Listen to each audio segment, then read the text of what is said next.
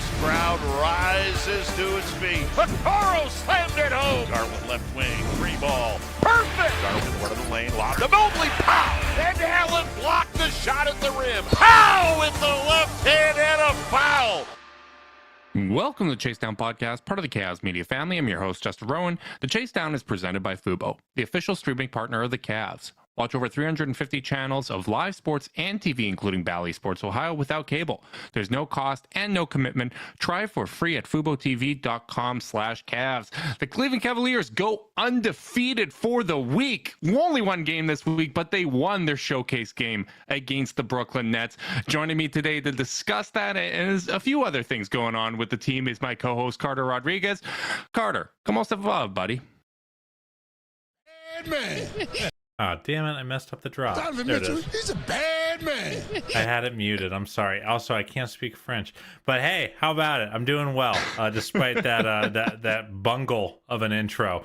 It's fun. The Cavs have won 4 in a row.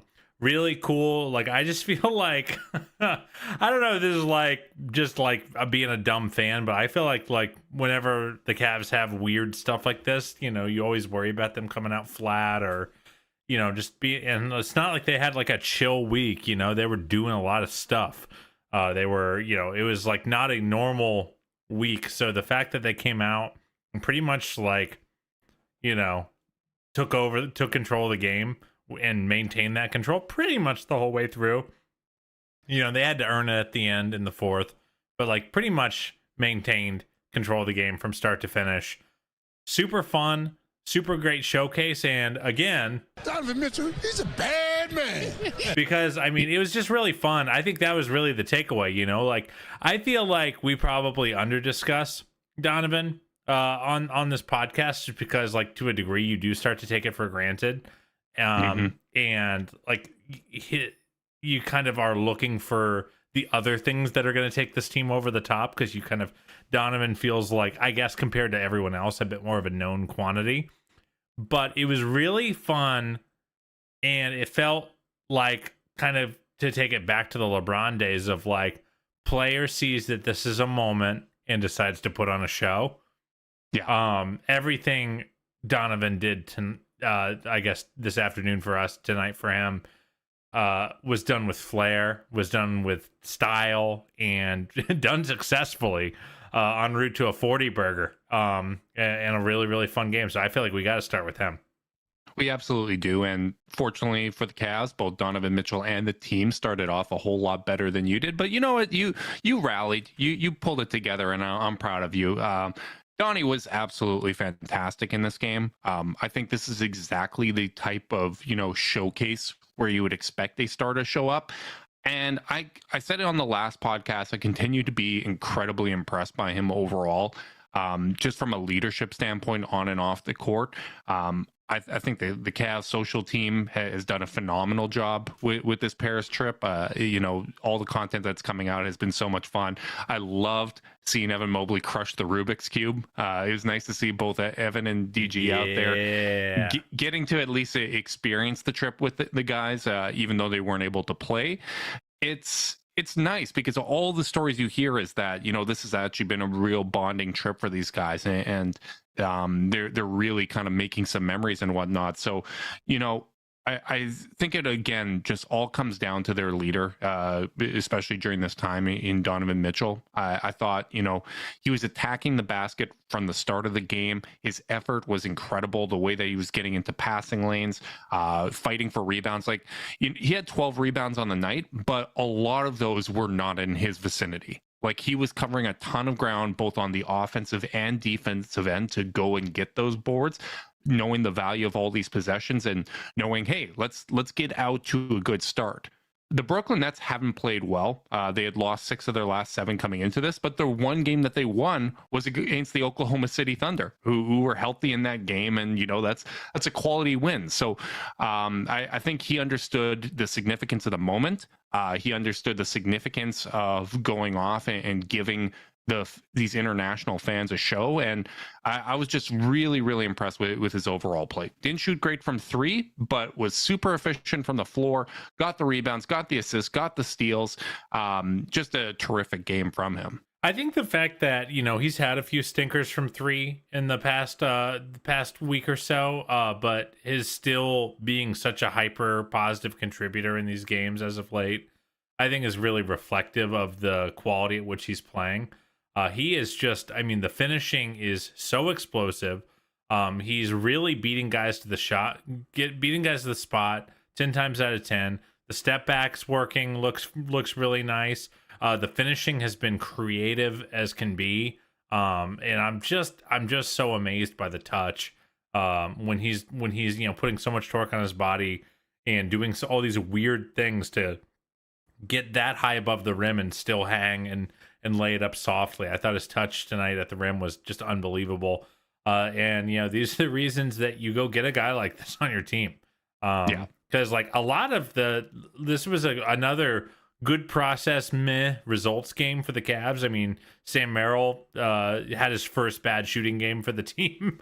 It feels at least since he's been getting regular minutes, and 2 of 11 from 3. This could have been an even bigger blowout.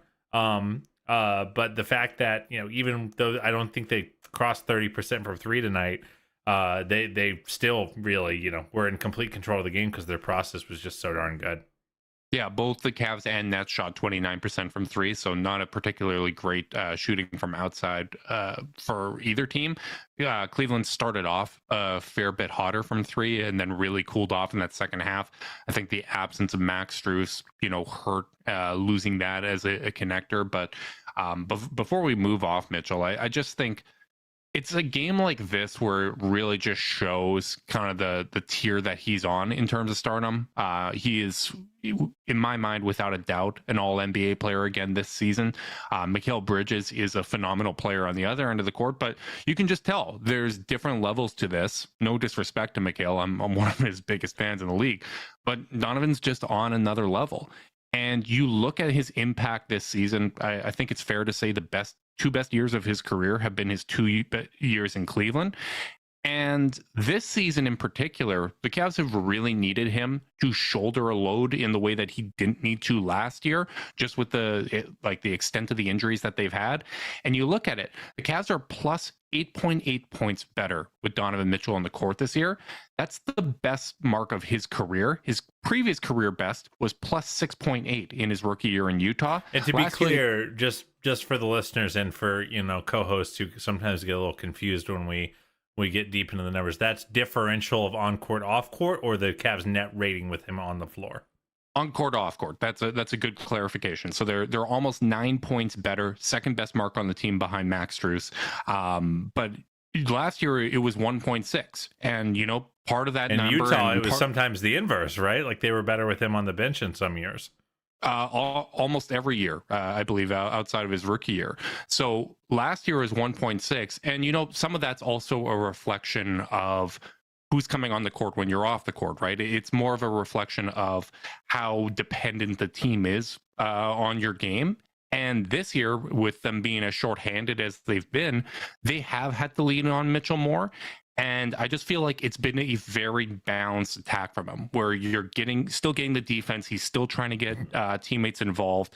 He's just playing a balanced game and really stepping up as a leader. And I'm just really, really impressed. Yeah, and it's just like, it's just the little things. He's up a full, 1 1/3 assists per game. And, we talked so much about how if you're worried about the Cavs rebounding issues, you can't just say Jarrett and Evan get more. Like, when Josh Hart is carving you to death on the offensive glass, and Quentin Grimes is diving in, and you look at the gang rebounding, and he's up a full rebound a game.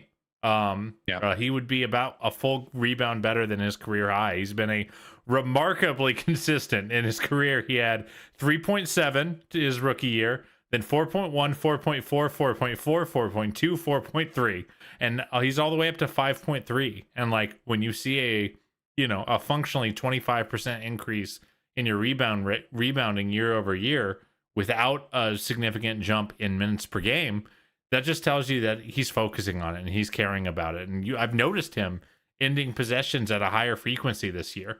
That's a meaningful jump. I know 1 rebound doesn't sound like a lot, but that's 80 more boards over the course of the season. And again, he is not doing the just grab the uncontested one. A lot of these are these contested rebounds where he's skying above everyone else and getting started on a fast break. Like, there's an appreciable difference there. So I just feel like, especially in the last 2 weeks, his game has just been so much more complete.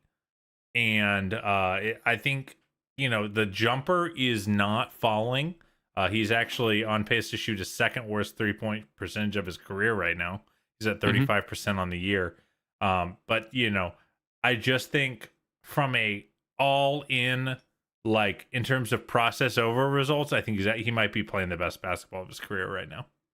I agree. And I think when it comes to, the 3-point percentage, I think it's going to go up when Darius gets back, when Evan gets back, where, there is a little bit less of that shot creation load from him. I don't think he's taking exceptionally hard threes, though. I don't think he's I think in Utah, when it was going down a little bit, like that last year in Utah, I was like, man, you're taking some audacious ones. And like, he's going to take some, but like, I don't feel like he's spamming them. I don't think so either, but I'm just saying, there is, even if it's not directly off of passes from those guys, his life is made easier as a result of that. And, you can kind of maintain that rhythm. Some of it might just be variance, but you're right. Like, it's not like the drop off has been as a result of catch and shoot threes. It's the pull up 3-point shooting that's not as good. But I'm really glad you brought up the point of, hey, it is just one more rebound per game, but that stuff kind of matters. Like, when you look at the difference in defensive rebounds per game, but the difference between first and 30th is 6 a game.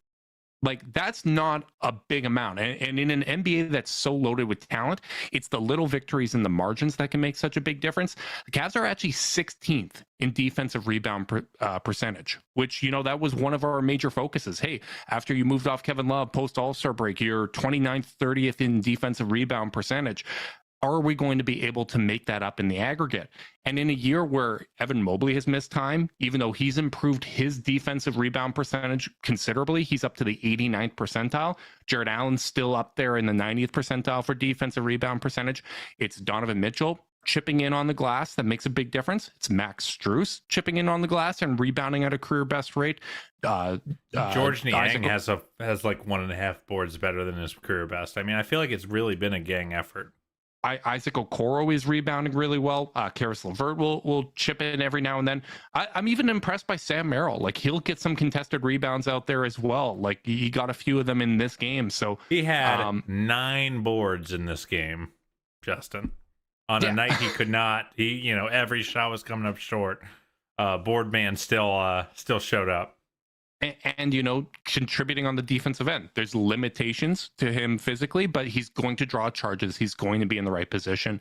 And all of that stuff really does make a difference, even if it's just making the opponent a little less comfortable out there. So I think they deserve a shout out for that. And yeah, it was, frustrating at times, or concerning to see Brooklyn cut the lead down to 10. But when you're down 3 starters, that means you're going to be playing, when you have your bench lineup in, your even deeper bench is going to be the ones playing. And as a result of that, you're going to give up a little bit of a run. Brooklyn got hot from the 3-point line, but they get it down to 10. Donovan Mitchell and Jarrett Allen check in, and Cavs take control of that game all over again, right? Like, it did not feel like Brooklyn was any threat. Did they get closer than 7 at any point the rest of the way?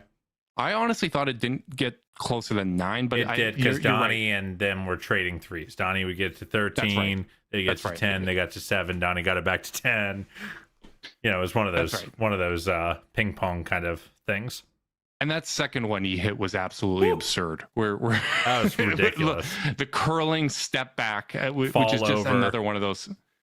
Yeah, that's one of those star shots. That's one of those absolute star shots. So it was really, really fun to see. I thought it was a great game. And, it's significant for the Cavs. Like, you look at the standings, they're now a game and a half back, a third in the Eastern Conference. I don't think any of us expected to be in this position. And they do have a tough stretch here coming up where they play Milwaukee. Where they play Milwaukee 3 times. They play Orlando as well. I know Chris Fedor reported that he talked to Darius Garland, and the wire will be coming out Monday. So there's going to be some conditioning. So you're probably looking at maybe, 4 to 7 games left, depending how long that conditioning takes.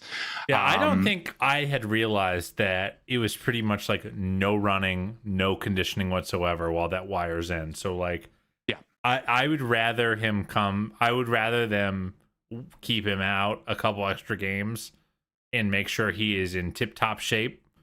Because like the worst thing you can do is bring in like an ice cold body and maybe, and you know, and that's why you also have to give kudos to these guys for, you know, what are they, 9-3 in their last 12 without him, like really unbelievable stretch. And the fact that they've been able to do that means that the Cavs are not like, hey Darius, how's your conditioning? Is it good yet? You know, they're just able to like, you know, they can wait it. They can give a couple extra games and, you know, give him time to work his way back into shape, because like, you know, you have to play it cautiously. Yeah, and you have to expect, you know, you spend a month with your mouth wired shut. He's probably lost some of that weight and strength that he put on over the offseason. It's going to be an adjustment period. It's actually not the worst from a timing perspective. Obviously, you know, you'd like to have him for as many of these Bucks games as possible. I'm crossing my fingers that maybe he's back for the you know, last two. But if he comes back, you know, there's going to be a few growing pains and whatnot. You're going to have a week or two there, and then you have the All-Star break right away. So, you know, you have that kind of reset opportunity. You get a little bit of a feel, and then you can hit the ground running for the second half of the year. Hopefully Garland and Mobley are both back for that time. And I also think just the way that, you know, the recovery timetables lines up, I think having it staggered is going to be more helpful, because you're reintegrating first Darius into the lineup. You want to continue to maintain this 3-point rate. He's going to be likely replacing Isaac Okoro in the lineup, so you would expect the 3-point rate to increase from the number of shots up there. Frankly, boy, you would expect that.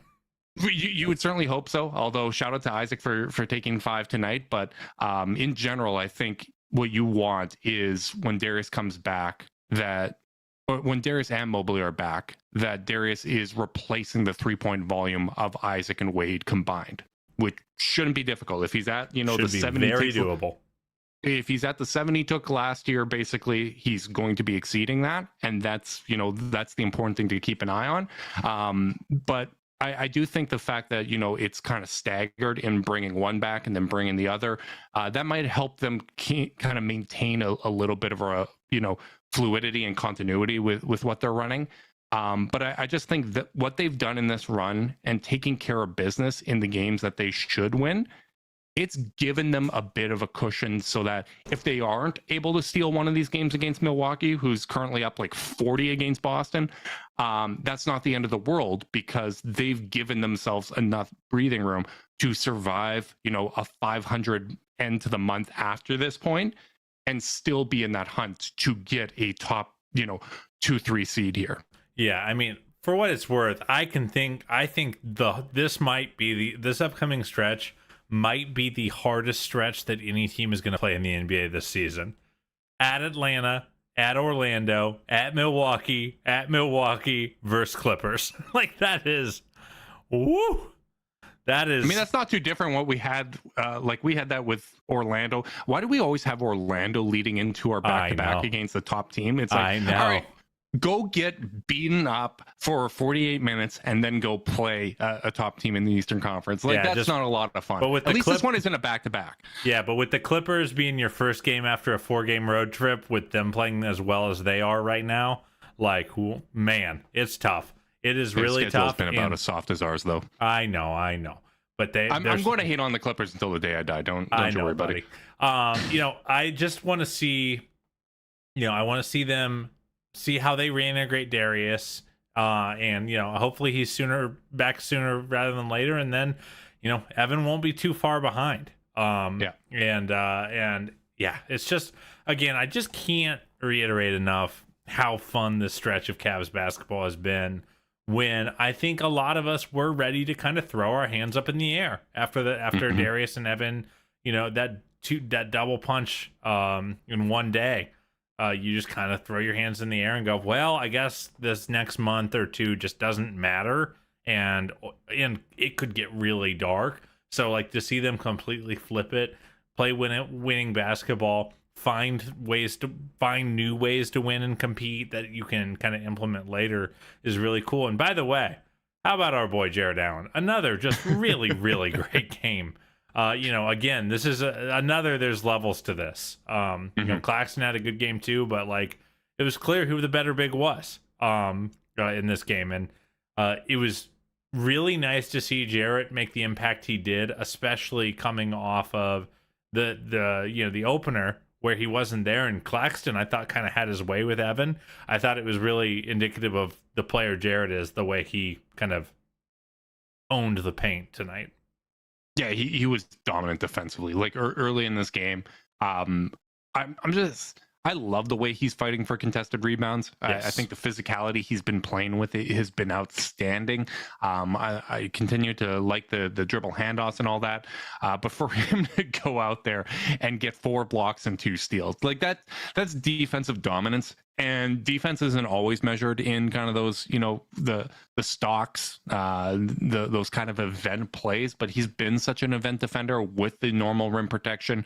The one where he switched on to Mikal Bridges in the first quarter, stayed with him, moved his feet, didn't get caught in a position where Mikal was able to draw a foul and then got the clean block on the turnaround.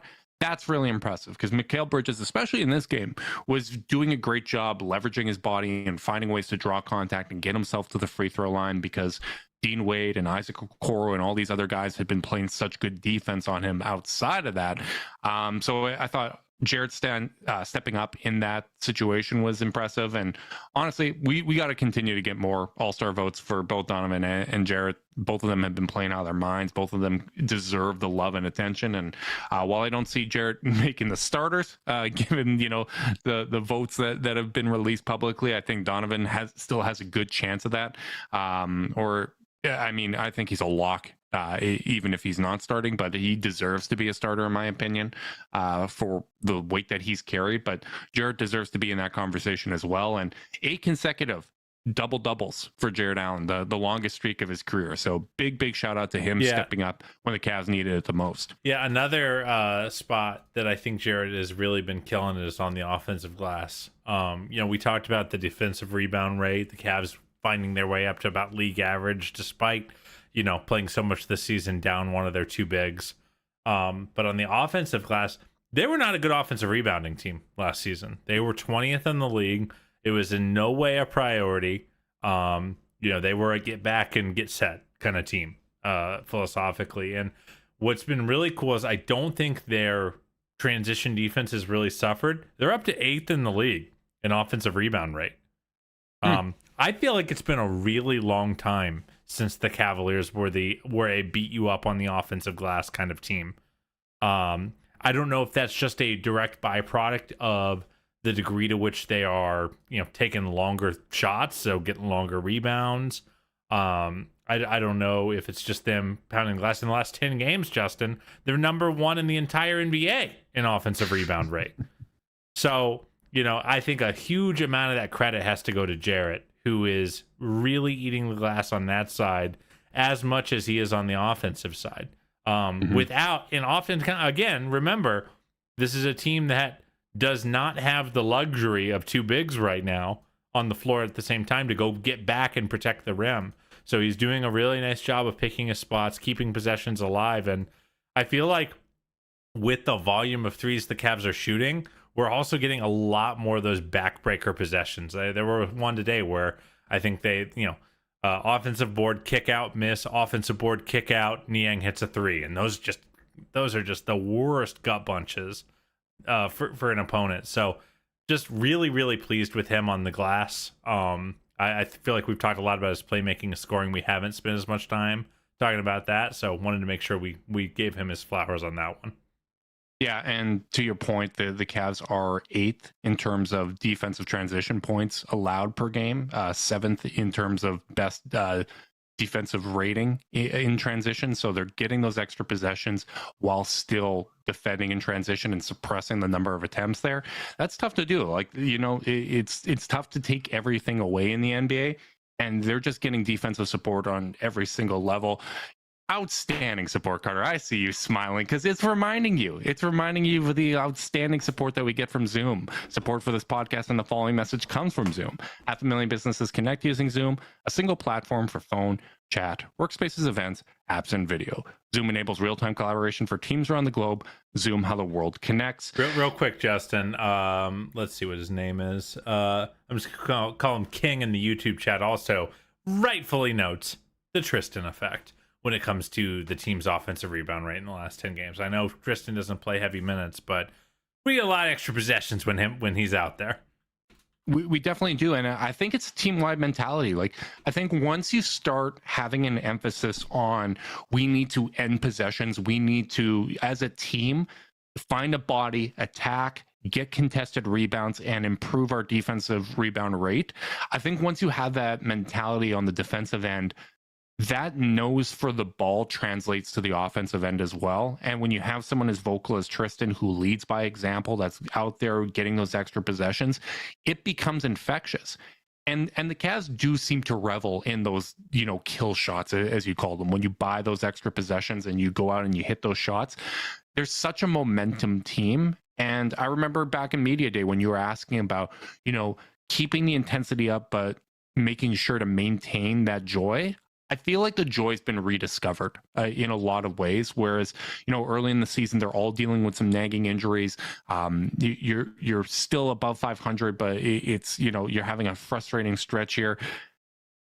I think that now things are just flowing more naturally. You can tell they love playing with each other and for one another. And obviously, you have to give credit to the coaching staff. You give credit to the team leaders, whether that be, the stars in Donovan Mitchell and Jarrett Allen, and also guys like Tristan Thompson and Max Strus, right? I think so often we just associate stars with leadership, but when you have veteran voices like that, and a guy like Max Strus who takes absolutely no nonsense and is a grouch out there on the court, but you can tell he's in the ear of everybody, that makes a difference for the team's overall culture.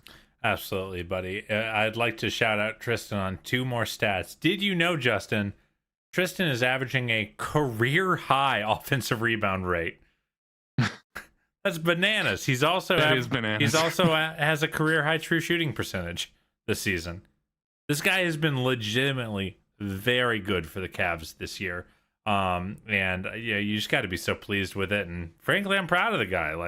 This is a guy who was out of the league most of last season, and not because he chose to be.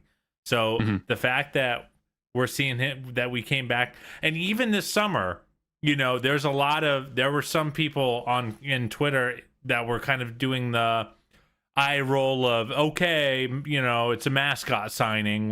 We all remember Tristan, guys. It's like, no, Tristan still had juice. Like, I saw it. He got thrown out against Nikola Jokic in the Western Conference Finals after not having played all year, and really was giving him trouble on a few possessions. And I think he has more than proven that he was not out of the league on merit, because whether his body just needed some time to rest or, I don't know what, but this guy has been really, really good this year, and we probably haven't spent enough time talking about it. You're right, and that's funny because, Tristan's one of my all-time favorite players. Shout out to Mike McGrath, by the way, who made the next Cavs legacy poster behind me. I've added it to my wall. Definitely go support his work. But now I finally have one with Tristan on there, so that warms my heart. He's playing out of his mind, and you and I assumed that Damian Jones would be that backup. Tristan has outplayed Damian. He's taken those minutes from him. He's been exactly what the Cavs needed. And, finding that value in the margins, that continues to be so important for team building. It's so important for the Cavs. It's also worth noting that, there were times where the team was playing Dean Wade at the 5 last year. Because they were just like, well, Jarrett's hurt, or Evan's in foul trouble, and Jarrett needs a blow, or whatever it may be. They did not trust that they could play their backup 5 in competitive minutes last year. So the fact that Tristan has more than earned those minutes and is successfully contributing, not just surviving, but adding an element to the team, which is what we talked about when they signed him, was hey, they don't have anyone in that Tristan archetype So like if he can contribute, it'll be really, really valuable. And he's done that and then some. I can't believe he got thrown out of this game. I was pretty especially by surprised Tristan too. standards. Especially by Tristan standards, this is not a guy that hides his emotions and is quiet out on the court. That was a light chest bump by his standards. No comment. Claxton, yeah. So that was funny. It was funny to see the crowd booing. I don't know if they were booing the ejection or if they were booing him. I don't think it mattered to him. He was feeding off that energy, and I thought the energy. Anytime you get kind of one of these big showcase games, obviously it's going to attract the price tag is always going to be higher there, so it's not going to be as rowdy as some of the other crowds you see. A good basketball knowing crowd though, for the most part. I thought they were pretty engaged the whole way through, which is hard for a neutral game. That's what I was going to say. I kind of understood that going in, but I thought the crowd was really engaged. The chanting was awesome. I was impressed by the energy in that crowd, and I think it's just one of those reminders of just how global the game is. Man, our podcast is global. When I look at downloads, it's not just coming from the US, and that blows me away because we are niche as hell. And I think it's just one of those reminders that there is so much passion out there. There is so much interest in the NBA. You listen to some of the commentary and people were excited that it was the Cavs and Nets out there, even though it's not, marquee franchises or anything like that. There was a lot of excitement that these were the teams that were out there. And I think the Cavs have done such a good job in engaging those international communities. And it's just really, really cool to see. And, often, I don't know why, for whatever reason, TV ratings seems to be discussed more with the NBA than any other league. And it's always funny to me as a Canadian, when I'm watching, it doesn't count because it's not part of the US market. And it's one of those things when it comes to the NBA, there are so many eyes on it. There's so much passion for basketball all around the world. And when you look at the number of players that are coming from all these different countries, that doesn't happen unless there's a massive amount of interest at the lower levels that breeds the type of competition that develops those star level players and these guys that are able to make it to the NBA without leaving, without it being, hey, you're a really talented high school prospect, you need to come over to the States to get the proper level of competition so you can make it to the NBA.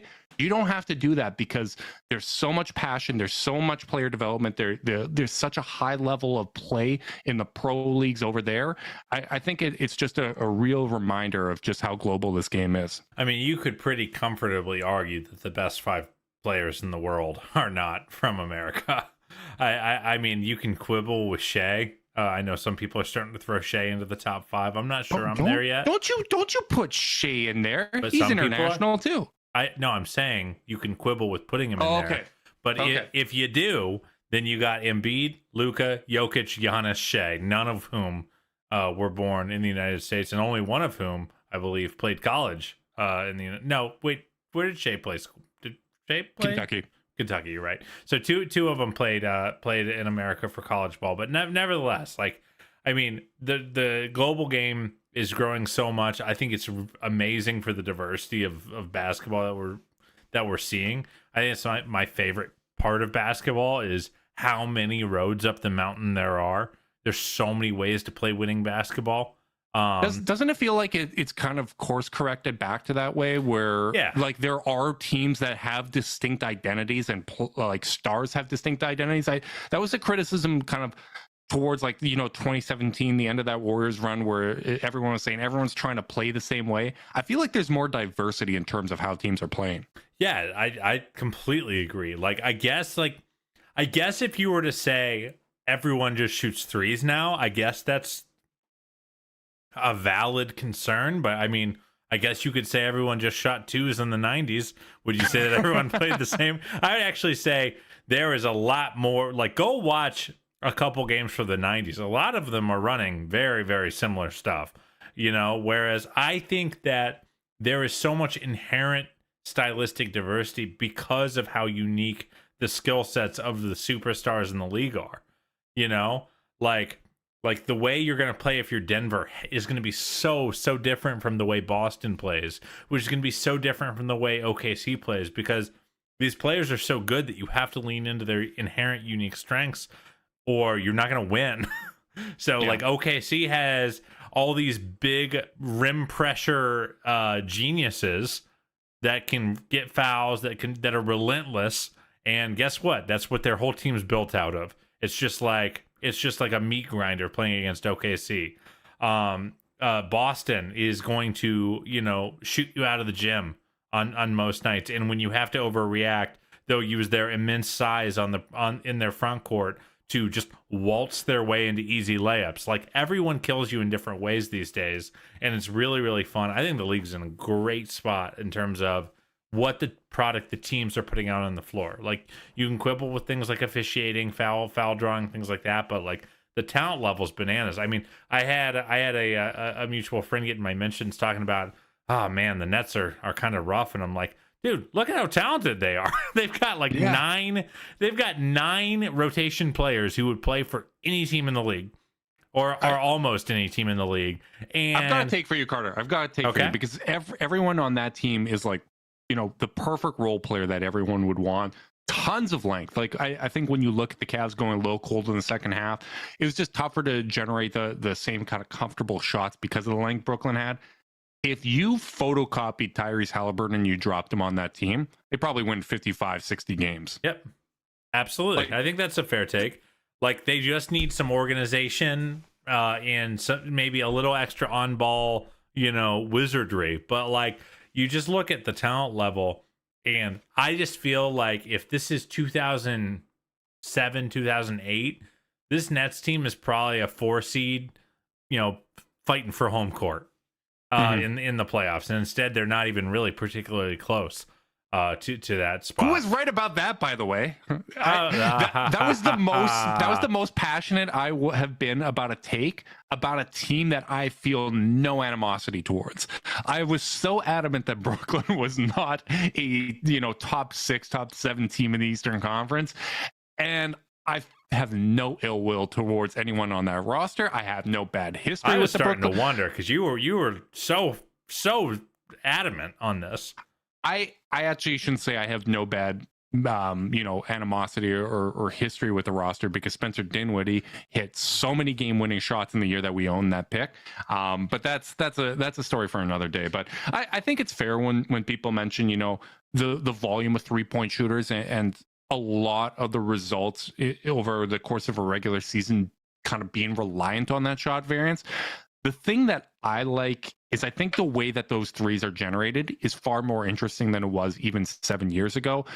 There was a time where I'd come on the podcast and I was like genuinely concerned about the way the NBA was going with the really heliocentric offense where, all right, we're just running a 1-5 pick and roll with spaced out guys. It's Russ, it's Harden, it's Luka, it's Trey, and they're just going to spray it out to threes. And nobody gets to touch the ball unless it's an assist opportunity for the main ball handler. And I feel like those teams have gone away from it, adding secondary ball handlers. All the actions are, 2-3 man actions in the NBA now as the primary action, and you usually have 2 guys doing something on the weak side. Threes are just generated in such more interesting ways, and I'm sure there's going to be a defensive change and a reaction to the way the offenses are playing now, because that's the ebb and flow of NBA history. But it's more interesting. There's more seasoning on those plays, as Nikias and Steve Jones like to say. Like it's just, I think it's a better brand of basketball. And while we're on the subject of threes, I think we should probably bring up, the Cavs' defensive performance when it comes to defending threes, because that is so often a topic. Every time there's a hot shooting night against the Cavs, the Cavs give up the 7th fewest wide open threes per game, and they are 9th in 3-point percentage allowed. That makes perfect sense. That correlates beautifully. There doesn't seem to be luck on one side or the other. But I think the funny thing is, when you look at them giving up the 7th fewest wide open threes in the NBA, they still allow over 17 a game. So if you're a casual viewer and you only watch the Cavs, I understand why you sit there and you're like, man, look at the open shots. They don't play good defense. But no, like so much of it either comes off of those offensive rebounds. Those second chance opportunities are probably the lead contributor to wide open threes in the NBA. But the rest is usually like, hey, like they're getting an open three, but you want it to be late in the shot clock. You took away the first, second, and third read, and they eventually made the right pass, and then an extra pass was made, and they took an open three as a result of that. The Cavs are making teams work for those threes, and the only teams in the Eastern Conference that allow fewer open threes: Miami, Orlando, Detroit, and Indiana. Not who you'd assume, but yeah. I think that goes to show, right? Like Indiana Boston gives on up any list that's reflective of like strong fundamental defense is surprising. Well, that might just be because there's so little defensive pressure that teams are driving to the basket. But Boston gives up over 22 wide open threes a game. Like that's nuts. It's like an inversion of the Sasha Pavlovich. My offense is my defense. It's like my 3-point defense is my rim protection. Poor Miles Turner. Give that man a pat on the back. He's covering up a lot of leaks on the defensive end of the floor. Oh, that's a leaky dam right there. The one guy we didn't shout out in this game that I think deserves a little bit of credit, I'm going to try to say this with a little bit of a French flair to it, but Paris Levert, he was terrific. Yeah, Karras has been really, really good over the stretch. And, it's one of those things where you just hope he can kind of maintain this level of, aggression. And the way he's finishing, I think, is just really, really impressive. I know he only went 5 of 14, but 8 of 12 from the line. Obviously, that gets juiced a little bit with some fouls at the end of the game. Which, I'm sorry. I know we're on Levert right now, but can I say are you bringing up Toronto? The Stones on Jacques Vaughn to go hack a Tristan in a Showcase International game. That is. Let me tell you what. No one told Jacques Vaughn that we were here to do anything but put on a show. He's like, I'm here to win. And I think if David Stern was still around, he would have tackled him on the court. Would not have waited. I would have bet $1 trillion that nothing like hack a Tristan would happen during a Paris game. Man has got some stones. It's an authentic showcase, Carter. No kidding. But yeah, back to Karras. I thought he was just. I think his scoring has just been probably the best. I think it's been. Over an extended stretch that he's had with the Cavs. I just think the process feels really, really good. And he's been just awesome. By the way, another player who's been awesome, who was awesome in this game was Isaac. I thought his defense was bananas. Miles Bridges could not get a clean look. Cam Thomas, as usual, killed us, but not when Isaac was on him.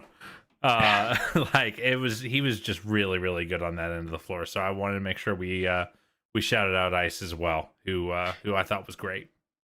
I was surprised that there wasn't more like blocks, steals, even assists. Like the tip out he had on the offensive rebound that Donovan finished, I thought maybe could have been credited as an assist, but I felt like he was everywhere and it wasn't really reflected in the box score. But I really liked his assertiveness. He hit basically what I think could be counted as a movement 3-2 above the break, which was kind of nice to see, especially kind of coming from that opposite side. So it's that weird turn of the shoulder. I thought that was an impressive shot from him. I wanted to see more from him offensively in the last game against Washington and San Antonio. I don't know if that was just I've done my job. I've made Jordan Poole, who is one of the most, confident gunners in the league, not even take shots. Like I've taken him out of this game. I think maybe he was just happy with that, and they were up 30 and 40 in those games. So he wasn't as assertive, but in this stretch, I just want to see him be more assertive and make the most of these opportunities. And for the most part, he had done it. I just wanted to see it in like garbage time. Like I want to see him kind of crush it. But I think it says something about him that in the biggest matchups this year, in these showcases, in games against Philly and all that, you really feel his presence. You notice him out there. He's making a difference. I think his defense has taken another step forward this year, and he was already a top percentile on ball defender. I'm just I'm very, very happy with what I've seen from him, and the confidence in terms of shooting threes and whatnot that continues to grow. I like seeing him take 5 in this game. If Max Strus is going to miss any time, they're going to need Isaac to step up even more from an offensive perspective. But it was encouraging to see that post-game JB Bickerstaff did mention that Max Strus wanted to come back into the game. He's been dealing with some knee soreness, and JB said he wanted to save him from himself and not allow him out there. Certainly, playing just the one game this week, that's a decent amount of rest. So hopefully he can get right and be available, because this is a big stretch coming up for the Cavs, and it would be great to see them steal a couple of these games. Yeah, a couple more ice notes. Again, he's also been hitting the boards really, really well. Last year, he played 76 games. He had 52 offensive rebounds in those 76 games. This year, he's played 27 games. He's already up to 37. There you go, buddy. Last year in those 76 games, he had 87 assists. This year, in again just 27 games, he has 55 assists. So, we're seeing him really flesh out, those parts of his game, and I'm just really, really happy to see that growth. He's not career highs across the board, but he is just getting there piece by piece by piece. If he just keeps iteratively getting better year after year after year, it's really gonna behoove him. And I've really been impressed by Ice over the stretch. And again, like you, I was disappointed to see him be so quiet in some of those games. So to have him have a much louder effort tonight and really, really put the clamps. Which we got to get a clamps drop. Come to think of it, that's a shame. Really do. That's a shame we don't have one. Let's work that into the soundboard. We'll get it in. His effort was a lot better than his drawing of the Eiffel Tower. Did you get a chance to see God. That him confidently telling Donovan, when I see it, I'm picturing it. My vision has come to life on the page. I laughed so damn hard at that. He kills me. He's got to be one of the funniest guys on the team. Ice is a clown, in a way that I don't think everyone knows yet, but he is a clown. He likes to have fun and be silly, and we love him too. One last topic I wanted to get to on this game, and probably representative of a larger trend, is something that some folks are griping about, which is Craig Porter Jr. is not getting a lot of run there, Justin. What do you think? Kind of feels like he's out of the rotation right now, or darn near out of the rotation. He played 4 minutes against San Antonio, did not play tonight, and they basically played an 8-man rotation since Strus only played the first 6 minutes of the game. What do you make of it? Do you think it's the right choice? Do you think this is just a short-term thing? What do you think? I think, for the most part, I think it's the right choice. I think if you're going to have an extra guard in the rotation, Sam Merrill makes the most sense. I thought maybe there was an opportunity to play him with Strus not playing. I think JB commented on that, but I'm not 100% sure, so I'm not going to pretend that I got the quote exactly. But I think it's just one of those things where it gets harder to play the amount of guards that the Cavs have, and that's quite the statement from a team building standpoint when Darius and Ty Jerome are out of the lineup. But Brooklyn, it's a tough matchup, right? You're already giving up a fair bit of size. That starting lineup, Spencer Dinwiddie is the smallest guy in that lineup, and he's 6'5". You need all the spacing you can have. You need all the length you can have. Brooklyn is one of the best offensive rebounding teams in the league, so you need that out there, although, Craig is a good rebounder. The one thing when it comes to rotations in particular, I don't do a lot of second guessing, because a lot of what guys are going to do to earn opportunities is going to come in practice and going to come in situations that we just frankly don't see. So I think it's going to be tough for Craig to get minutes, especially as Darius gets healthy. I just don't think that him having a permanent spot in the rotation is that feasible. That was our expectation coming into this year, and he's exceeded my expectations, and I'm very excited about him long term. But this is a Cavs team with significant goals for this season.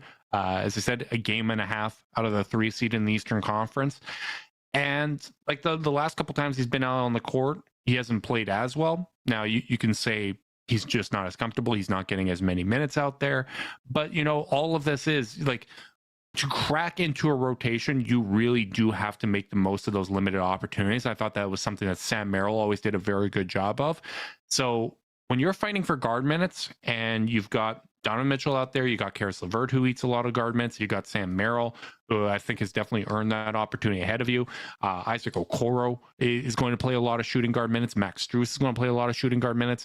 You're running into a lot of names, and the people that I always see fans bring up as, well, take minutes from like Niang or Wade or whatever. They bring something completely different to the table. And your lineups just get real wonky if you do something like that. Yeah, and at a different position too. And if the Cavs were struggling to get organized offensively, that would be one thing. But I think with Donovan performing playmaking as well as he has been, with Karis LeVert making such an impact, with the bigs getting into it, with the dribble handoff and other playmaking responsibilities that they've absorbed, there's just less of a need.